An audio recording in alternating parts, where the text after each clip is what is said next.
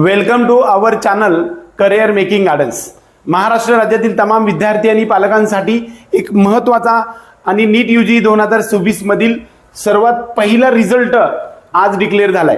MCC all India Kota medical counselling committee संपूर्ण भारत देशामधील MBBS बीडीएसच्या राऊंडचे conduct करणारी एमसीसी मेडिकल काउन्सिलिंग कमिटी आहे आणि ह्या एमसीसी थ्रू आपल्याला भारत देशामधील सर्व एम्स कॉलेजेस, सर्व जिपमर, एएमयू, बीएचयू त्याचबरोबर 15% संपूर्ण भारत देशामधल्या गव्हर्नमेंट एमबीबीएस बीडीएसचा रिझल्ट आज संध्याकाळी 20 ऑगस्ट रोजी लागलेला आहे आणि तो कसा पाहायचा आहे, आपण त्याचं नाव कसं सर्च करायचं आहे हेच मी सांगण्यासाठी आलेलो आहे।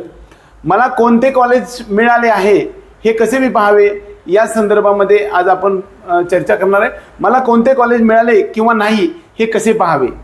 MCC all India quota, AIIMS, JIPMER 15% all India quota deemed MBBS बीडीएसच्या पहिल्या राऊंडची तात्पुरती म्हणजेच प्रोव्हिजनल मेरिट लिस्ट, तात्पुरती म्हणजे याला आपण प्रोव्हिजनल मेरिट लिस्ट म्हणतो। वास्तविक पाहता बऱ्याच वेळा प्रोव्हिजनलचा अर्थ असा असतो की सब्जेक्ट टू चेंज, म्हणजे ती बदल होऊ शकते, परंतु बऱ्यापैकी आजपर्यंत इतिहासामध्ये 100% बदल झालेला नाही। त्यामुळे ही तात्पुरती म्हणत फायनल म्हणू शकता। ही जी आहे ती तात्पुरती किंवा प्रोव्हिजनल निवड यादी असून फायनल निवड यादी जी आहे ती उद्या जाहीर होईल असं एक माझं म्हणणं आहे।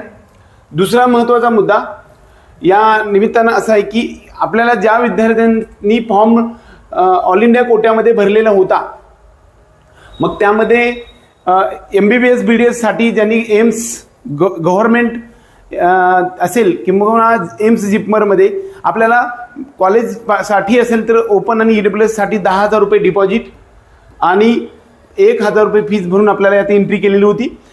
ओबीसी एससी एसटी साठी 5,000 रुपये डिपॉझिट आणि 500 रुपये फीस आपण एंट्री केलेली होती। आता या विद्यार्थ्यांसाठी एमबीबीएस आणि बीडीएस ऑल इंडिया कोट्याच्या गव्हर्नमेंटमध्ये लागण्यासाठी जर आपला जो नंबर आहे किंवा जिपमरच्या बऱ्याच वेळा बऱ्यापैकी काही गोष्टी अशा असतात की डीम्ड कॉलेजेसमध्ये 2,05,000 रुपये भरून आपल्याला 2,05,000 भरून आपल्याला ह्यामध्ये चॉईस फिलिंग केलेली आहे, त्याचा रिझल्ट आपल्याला लागलेला आहे।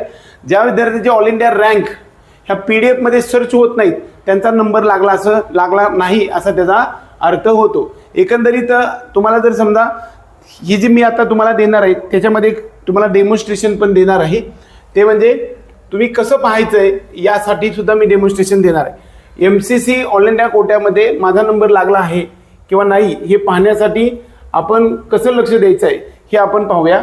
एक तर पहिला महत्त्वाचा मुद्दा आपण लिस्टमध्ये जाऊया। या ठिकाणी आपण एमसीसी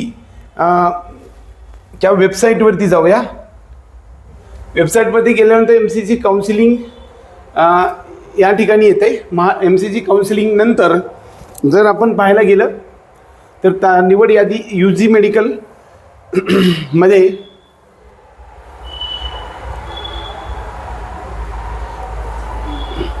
या ठिकाणी आपल्याला जे काही यादी आहे ती आपल्याला पब्लिश होणार आहे।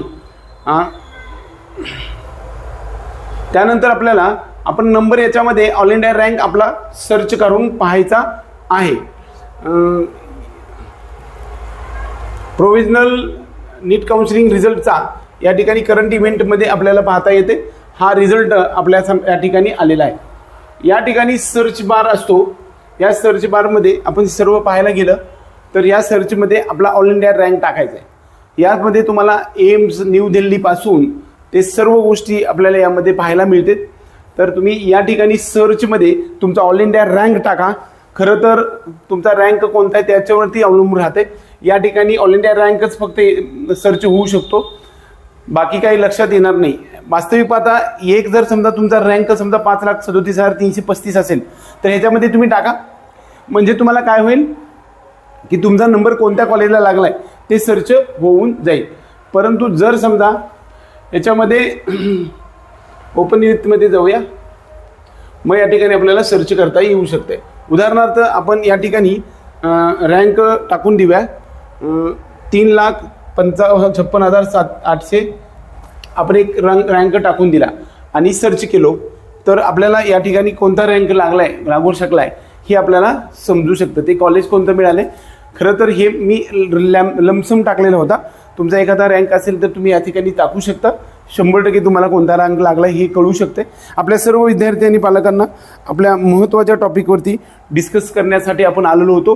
तुमचा ज्यांचा नंबर लागलेला आहे अशा सर्व विद्यार्थ्यांचे हार्दिक अभिनंदन आणि पुढील आयुष्यासाठी तुम्हाला हार्दिक शुभेच्छा देतो. पुढील व्हिडिओमध्ये आपण भारत देशामध्ये असणाऱ्या सर्व डीम्ड कॉलेजेसमधला कट ऑफ या राऊंडचा किती आहे तो मी पाहणारच आहे.